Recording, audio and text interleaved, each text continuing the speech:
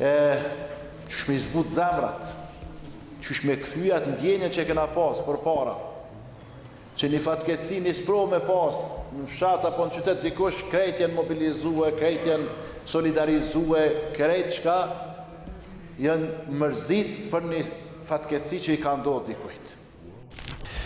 Të nderuar vëllezër, sigurisht po e vrejmë se nga një herë zemrat po na ngurtësohen, po bëhen siguri.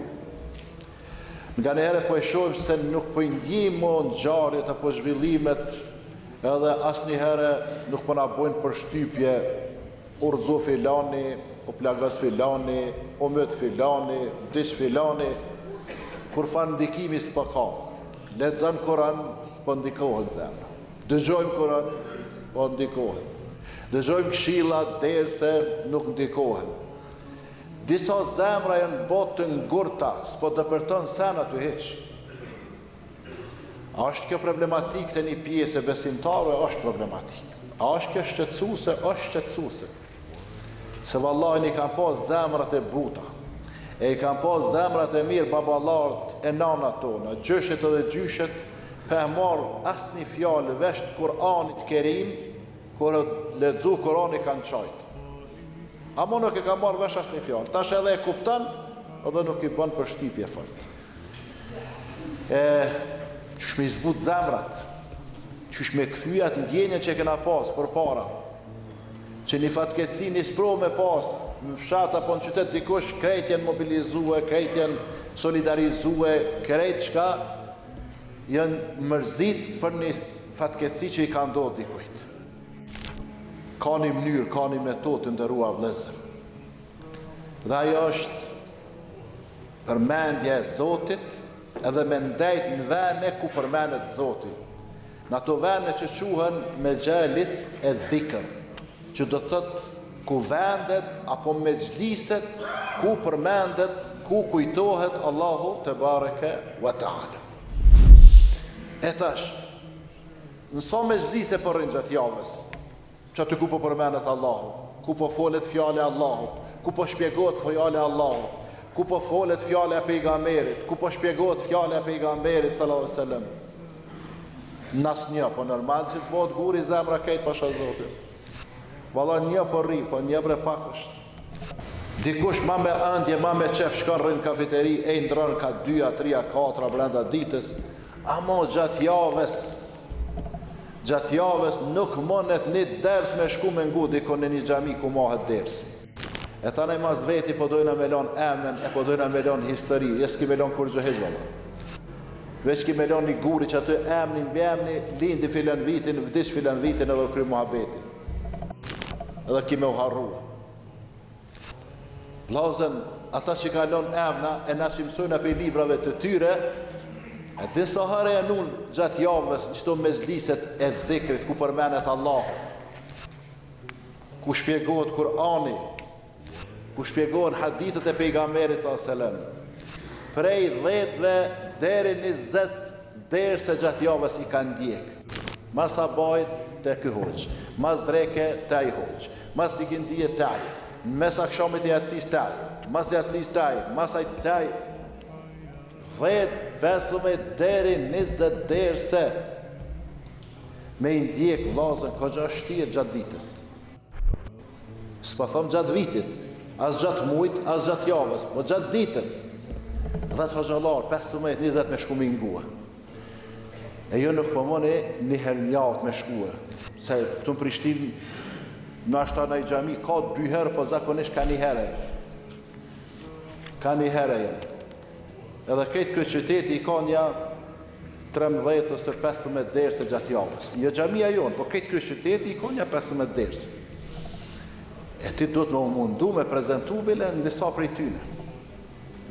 Për ata, Ebu Hurajra radhiyallahu anhu thot një dite të nejt me pejgamberin alayhi salatu wassalam, i tham pejgamberit: "Oj dërgumi Allahut, oj dërgumi Allahut, na kur përjena me ty zemrat e buta, kur përjena me ty po knashmi, kur përjena me ty vetë xhenetin pe ëndrojmë edhe për të po flasim, edhe po punojmë për xhenetin. Mirë po, kur po shkojmë shtëpi tona, po bashkojmë me gratë tona, e po I shohim fëmijët e përpërqafojmë e po ja marrim atë aromën e këndshme që e kanë, po I harrojmë këgja do sene që po I mësojmë të te e çka po I bojmë kur jemi me ty. E dini çka I tha pejgamberi sallallahu alajhi wasallam?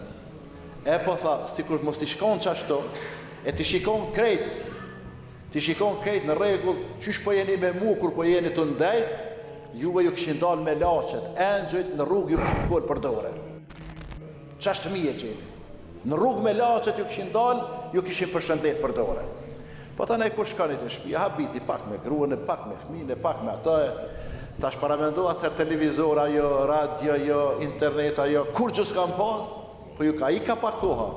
E që tash të na, për vallajt, pa dal për I xhamis, në disa xhamia edhe në hyt me hoxha të spjegue, këtu të na jo, alhamdulillah, s'njës është telefon, shumë mirë, mashallah, po në disa xhamia, po po pështetë, tha edhe tam telefon, edhe të keha, të ja bo me dorat, ku e dyre çka bojnë, zotë e din, sënete para sabahi, para dreke, para ikindije, para akshami, para ecie, I kanë hje krejt, dhja për shifni disa. Si kanë hjek për I devotshmëris, a si kanë hjek për I dijes, po I kanë hjek për I kujt, për I gjënaha, për I gabime dhe për I ignorancës. Se vëllai, çdo namaz, si thirë ezani, ka të sënet për para. Që ashtu në kam mësu pejgamberi sallallahu alajhi wasallam. Edhe shejtani për I pret të dera, të rëg. Qka punën para se me hi namaz, si ja mundësën me ngu e zanin me përcil, që është sënet I fort me përcil e zanin, edhe me thonë që shtët me I zini, edhe në fut me kënu danë. Qka bëhet? Kush e përcil e zanin, edhe kënën danë e zanit, qka? Ka thonë pejgamberi sallallahu alajhi wasallam, halet shefaati yawm al-qiyame, aja ka halal ndërmjetësimin tim ditën e gjykimit. Se vallahi po na bojnë pyetjen po atë hoxh më fal pa fona apo pas pendjej. Inshallah s'ma bie Zoti ashtu se më mirë me ma marr shpirtin se mos më ndjej namazin. Po vallahi ndjej edhe knash na bile. E ndjej edhe knash na namazin. Elhamdullah se më ka shë më mirë. Në këta mush shpirtin me energji e me vullnet e me dashti ndaj Zotit siç ta mush namazin. Andaj të nderuar vëllezër, pra prezantoni këto mezhlise të dhikrit. Unë s'po them mezhlise të dhikrit sikur ata që mbledhen e bojnë hu Allah kështu ashtu. Jo, në vetën derse. Andaj pejgamberi sallallahu alaihi wasallam edhe shokët e tij ishin të përkushtuar me nejt këto mezhlise të dhikrit, përmendje se Allahu te bareke ve taala dhe çka e këshillonin njëri tjetrin. I këshilloi ke pejgamberi sallallahu alaihi wasallam se Allahu e ka shu pejgamberin qka? Lajmëtar, përgëzues, po edhe qka? Edhe qërtues. Edhe Allahu Teala thot, ja ejuhën nebiju, inna arsalnake shahidan, wa mubashiran, wa nadhira, wa da'jen ila Allahi bi idhnihi, wa sirajan munira.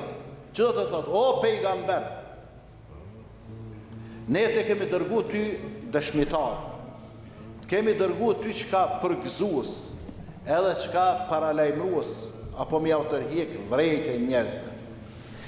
Dhe pejgamberi sallallahu alaihi wasallam ne ka mësuar pra përgëzimin që është inkurajim apo nxitje, stimulim për punë të mira dhe paralajmërimin që nën kupton me pas kujdes edhe me pas frikë që mos me kalu kufit e Allahut te bareke ve taala.